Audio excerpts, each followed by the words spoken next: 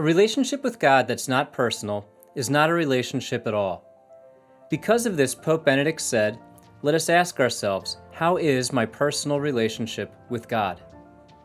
Whether you have a personal relationship with God or not, you're invited to hear everyday Catholics share their stories of welcoming God personally and the difference it has made in their lives.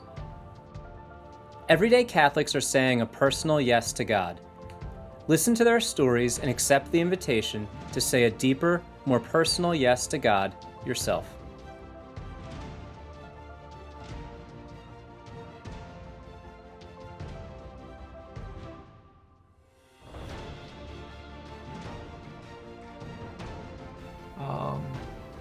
I experienced something then that I can't really explain other than I heard a voice.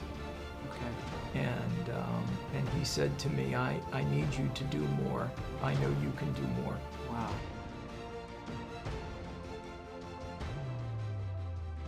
Hello and welcome to Personally Catholic. My name's Dan Tarrant and we're interviewing a good friend of mine, Brian Odelli. Here at Personally Catholic, we're asking Catholics to tell their story of embracing a personal relationship with God in the heart of the Catholic Church. So welcome, Brian. It's great to have you here with us. Thank you, Dan. It's nice to be with you, always. So Brian, tell me a little bit about what you do and how you arrived at the work that you're doing now. What's that journey been like? So I'm a vice president with one of the largest investment banking and wealth management firms in the nation, a company called Stifel Financial. We're headquartered in St. Louis, Missouri. I've been with the firm 10 years now, and prior to that was with Merrill Lynch in their World Financial Center, their world headquarters office in New York City, down at Ground Zero for 3 years, prior to relocating my practice to Doylestown, and then came to Stifel right in the midst of the financial crisis in January of 2009. Okay, and you spent time working on Wall Street? I did. So I was I started my career in 1990 working for Lehman Brothers. Okay.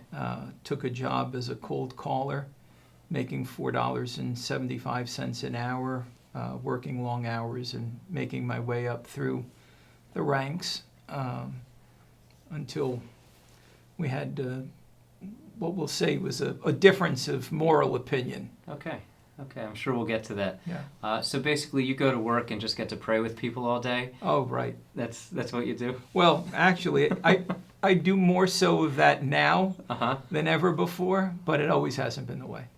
Okay, so I know, Brian, right now in your life, you really do have a close personal relationship with God. I as your friend, I've gotten to see that, but I know that's not always been the case. Right. Could you describe the time in your life when maybe you didn't have that relationship with God as a Catholic, and what that time looked like and what you were doing? Sure. So I was born and raised into the church, cradle Catholic. I attended public school until the 7th grade, and then went to Catholic school at St. Bernadette in Brooklyn, New York, and then Xaverian High School, and on to St. John's University.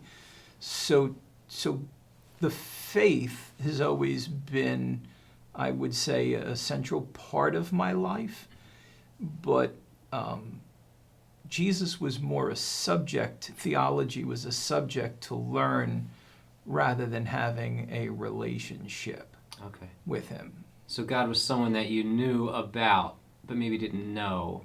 Would that be a good summation? That's probably a real good way to phrase it, yeah. Yeah, and I think for us as Catholics, there's a passage in Matthew's Gospel where Jesus talks about us as Catholics, as Christians. He says there are many of us who could cry out, Lord, Lord, and he might say, I didn't know you. And it might surprise us to know that knowing about him isn't enough, that he wants us to know him, that there's more than just getting our facts straight. Whether it's enough or not, I'm not exactly sure. The way that I would phrase it is you really are gypping yourself. Amen. If that is the depth and the full magnitude of your knowledge, understanding, and relationship with the Lord, then that's really a shame. Okay, I agree 100%. So Brian, you're walking with God now in a real deep personal way. I know you always weren't, and you talked about working on Wall Street and kind of having a parting of ways. Now, Was that at a time in your life when you were walking with God consciously when you were on Wall Street, or not really? No, again, on and on. I mean, I would try to attend Mass when I could. At that stage in my life, I was coming out of college, it was the latter part of my college years. Fortunately, I was dating a girl whose family, my current wife's family, was fairly faithful, but it was the obligatory 45 minutes on Sunday, and then it was back to, okay, how am I going to make a living and build my career? Okay.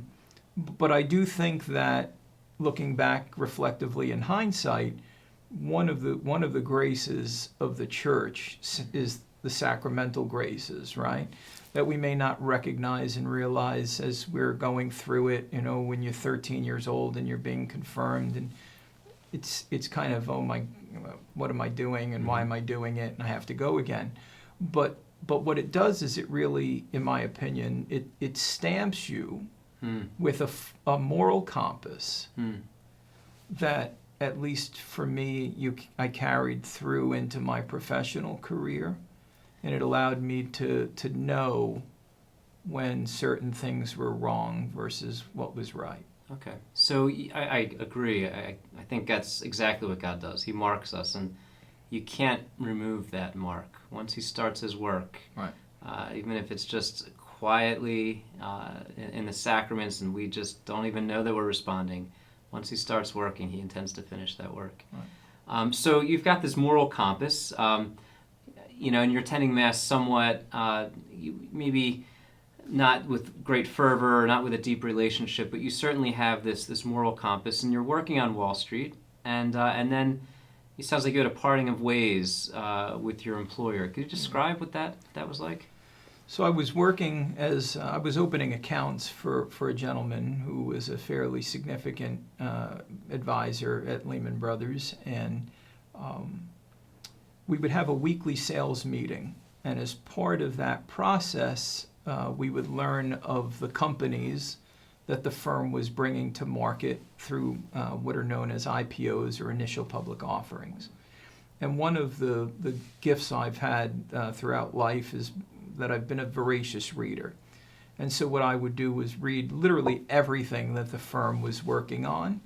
And as common practice, they would be bringing a company to market, and the advisors would take down that stock and call on prospective clients or their existing clients and place the stock in their account if they felt that there was an opportunity to help folks make money. And this particular company that we were bringing public, I knew was not really a fantastic business to own. Okay. And the advisor that I was working for had 10,000 shares of stock on the offering and would make a $10,000 payday if he were able to place it in the accounts of clients or new prospective clients. And as we came out of our sales meeting, he looked at me and he said, look, I don't care who you sell the stock to. Call your parents, call your cousins, your brother, your aunts, uncles, doesn't matter to me. Just get rid of the stock. And I just said, look, I get the thought process. I understand clearly, and but I'm not selling that to anybody. And it became a bit of a heated conversation, and it escalated quickly. And he got up in my face and he said, look, I don't think you understand. You're either going to sell this stock or you're not going to have a career here. And I politely said, that I completely understood the thought process and what it meant to him. But as I saw it, he had two choices. He could either turn around, go back to his desk, and he could sell the stock and make himself $10,000. Or the next time he saw the light of day, it would be from his backside staring at the ceiling. Okay. And that didn't do much for your career at that point, probably. No. Looking back, it was probably not the most fantastic career decision, but it was the right decision. And so I immediately signed a letter of resignation, and I handed it in to the office manager and packed up my belongings And as I walked to the elevator, this advisor marched with me side by side. And as I got in the elevator and the doors closed, he looked me in the eyes and he said, "You're never going to amount to anything in this business." Wow. Wow. So there you are. You've got your moral compass that's sitting inside of you. You're saying, selling this stock is wrong. I'm going to have to deceive my customers, and I just can't do it. And wow, I'm willing to accept being fired or resigning for this. So you make a real stand. At this point, are you married? Do you have children, or what's going on in your personal life? We were engaged, and we were on the verge of getting married. Okay. So we were in the midst of our wedding plans, and so your fiance was probably thrilled to hear that you left your position on Wall Street. She was a little nervous. I bet. Yeah. So how did you process that? I mean, I know. So what are you thinking as you're going down that elevator? What's going on in your mind? You know, in the moment that it was all transpiring, I wasn't really thinking. It was one of those, almost an outer body experience. You know, number one, I couldn't even understand and imagine that this thing was going on. If you can picture, our office at Lehman Brothers was literally the size of a football field, and it was almost all open, desks lined. So when this was going down, all eyes were literally on us. I was, in essence, a nobody. He was the somebody. But there was just there was a peace. And I remember when he said, "You'll never amount to anything," before that door closed on the elevator, I looked at him and simply said, "We'll see." And when the doors closed and I was on my way down, I made a conscious decision, and it was a decision that had been made many, many times throughout the course of my life, right? As I was growing up in New York, I grew up in a pretty rough neighborhood, and I had heard that I wasn't big enough, I wasn't smart enough, I wasn't fast enough, I wasn't strong enough, all the things that I wasn't. And one of the defense mechanisms that I have developed throughout the course of my life is that when somebody tells me that I cannot and will not do something and accomplish something, it becomes a mission to show them and prove them wrong. And I think there was something, I don't know what, I know that today it was God and His grace, you know, that gave me the ability to develop those mechanisms. But it became a literal mission to prove Him wrong. Yeah, you know that, I mean, if you're going down the elevator with peace at that moment, there's only one answer, and that's God. Right. And maybe at that time that wasn't identified intellectually, no, but certainly the grace of God is at work in you as you take a stand for what's right. And I can look now and see how, and I'm sure that this is true for every human being, you know, not unique to me, but that God's hand has been on my life and guiding and protecting from the beginning. Because as I'm sure we'll talk about, right, there are certain things that are unexplainable, that it can only be God. Yeah. So there you are. You go down this elevator. You're being faithful to God, but you probably don't think about that. Now, I know that later in your life, you eventually came to a point where fidelity to God in a real personal relationship became a reality for you. But tell me, just out of curiosity, what did the rest of your career path look like after that? If you could quickly summarize that. So I spent a short window of time working for a company called A.G. Edwards & Sons, which was a Midwestern company also out of St. Louis. And they were very, very much aligned from a value perspective with who I was and where I wanted to be. It was a wonderful opportunity, but the firm was both smaller and didn't have quite the same platform. And I knew that I wanted to try and cultivate a practice that focused in on business owners and corporate executives.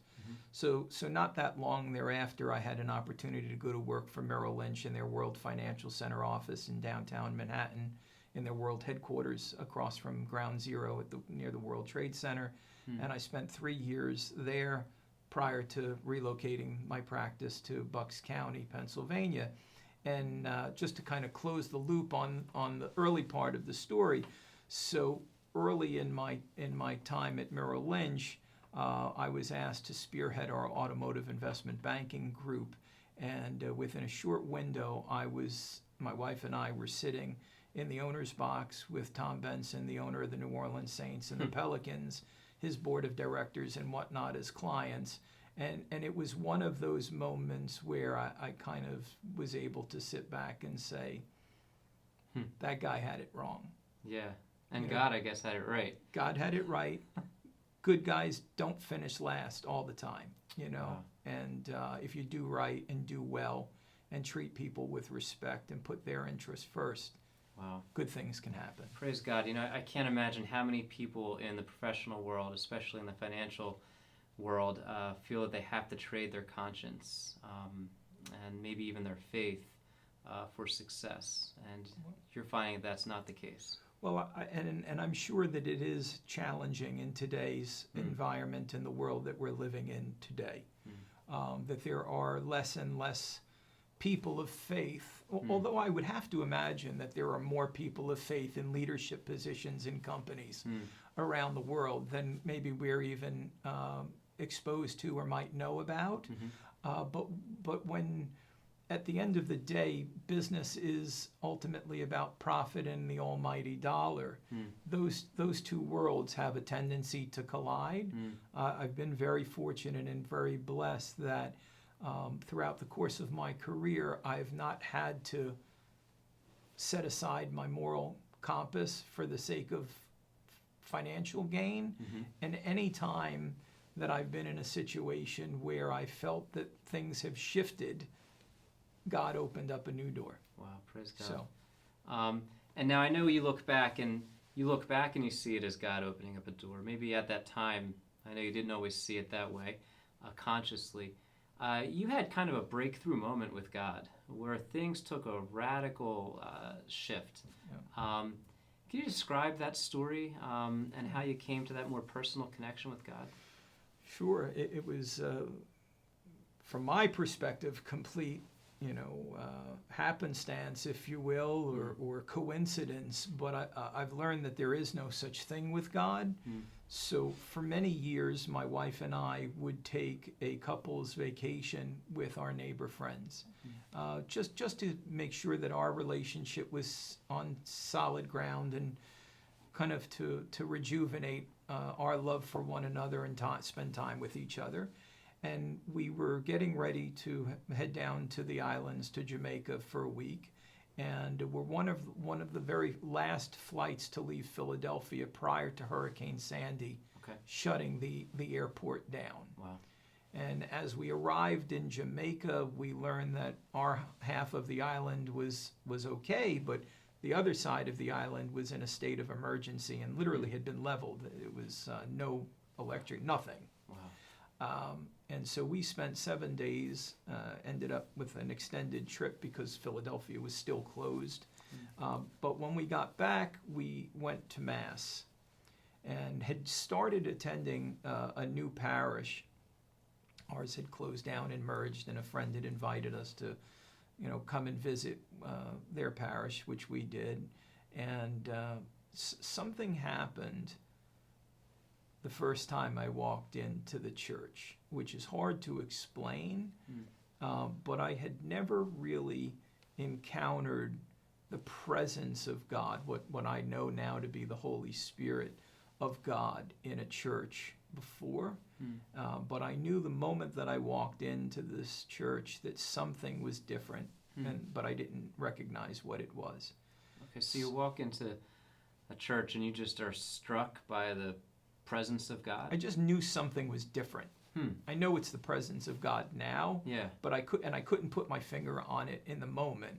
But I just knew that there was something I could sense, something being different in the church. And was it the music? Was it? Nope. There wasn't any music. It literally was the moment I stepped in the door. Wow, it was almost like God saying, "Here I am, and we're going to chat."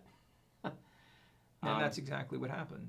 That's exactly what happened. So okay, so what happened next? So we went through Mass and went up to receive communion.